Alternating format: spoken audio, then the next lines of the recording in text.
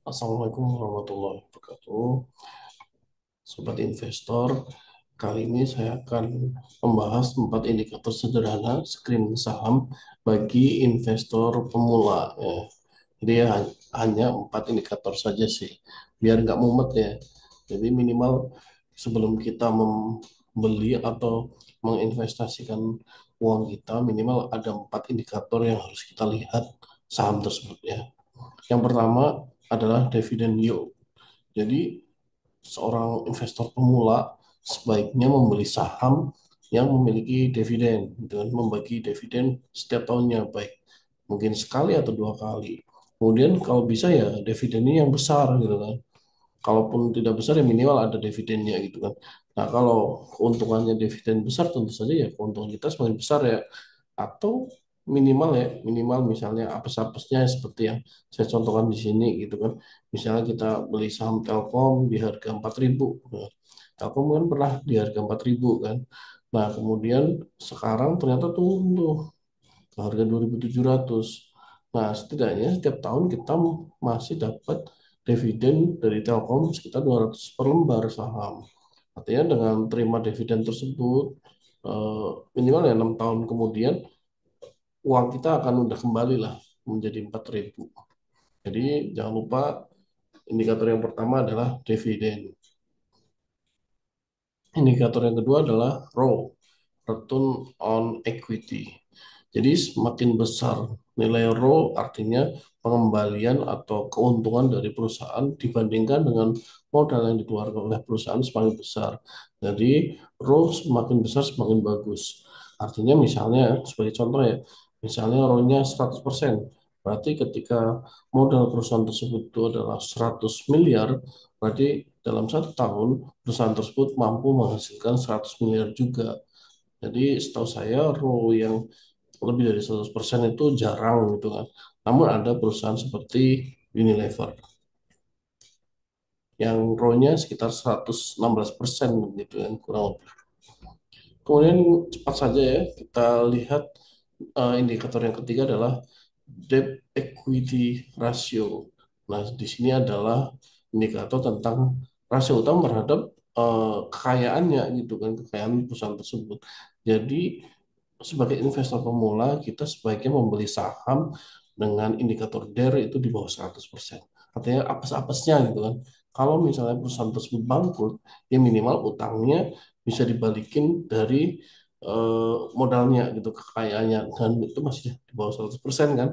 Artinya masih ada sisa yang akan dibagikan kepada pemilik saham. Kalau DER-nya lebih dari 100%, artinya kalau perusahaan tersebut bangkrut, ya udah kekayaannya itu habis untuk membayar utang, bahkan masih minus gitu kan. Jadi sebaiknya membeli saham dengan DER kurang dari 100. Indikator DER ini cukup kuat ya, cukup baik untuk diperhatikan karena ini menyangkut rasio utang perusahaan tersebut. Nah, sebagai contoh adalah perusahaan Garuda gitu kan. Saya sudah mengamati perusahaan Garuda walaupun belum pernah beli gitu kan. Saya juga aneh gitu kan. Perusahaan Garuda kan perusahaan besar BUMN gitu kan.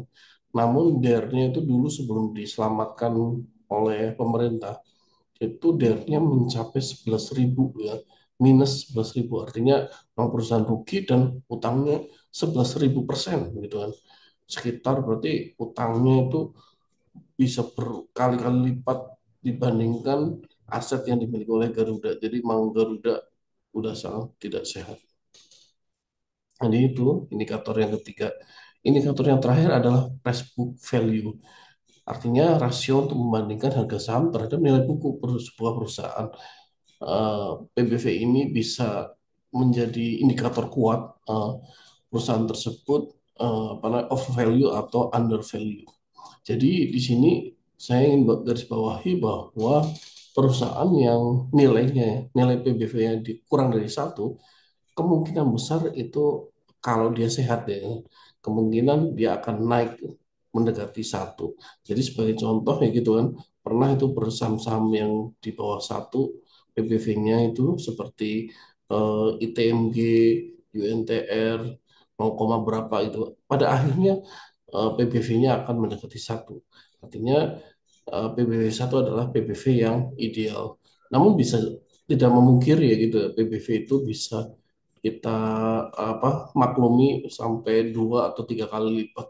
Sebagai contoh ya, misalnya untuk kita contohkan tanah gitu kan. Tanah itu misalnya NJOP-nya 1 juta gitu kan, pemerintah menetapkan. Bisa saja masyarakat itu mau membeli dengan harga 3 juta. Artinya PBV-nya 3 kali lipat. Karena memang tanah tersebut potensial gitu kan. Nah, bisa saja gitu kan ada saham yang PBV-nya 3 kali lipat gitu kan. Nah, namun mungkin karena ROE-nya yang bagus atau mungkin dividennya yang besar, jadi nggak masalah. Jadi price book value kalau menurut saya sih ya, bagi investor pemula sebaiknya beli yang PBV-nya masih kecil. Hati-hati terhadap PBV yang sudah di atas 10. Itu perusahaan yang sudah sangat kemahalan gitu. Walaupun mungkin dividennya gede gitu kan, tapi mending cari saham yang lain. Jadi itu ya 4 indikator untuk screening saham bagi investor pemula. Terima kasih atas perhatiannya. Jangan lupa follow IG saya, Mas Aji, dan subscribe channel YouTube saya, Maulana Malik Sibdo Aji. Terima kasih.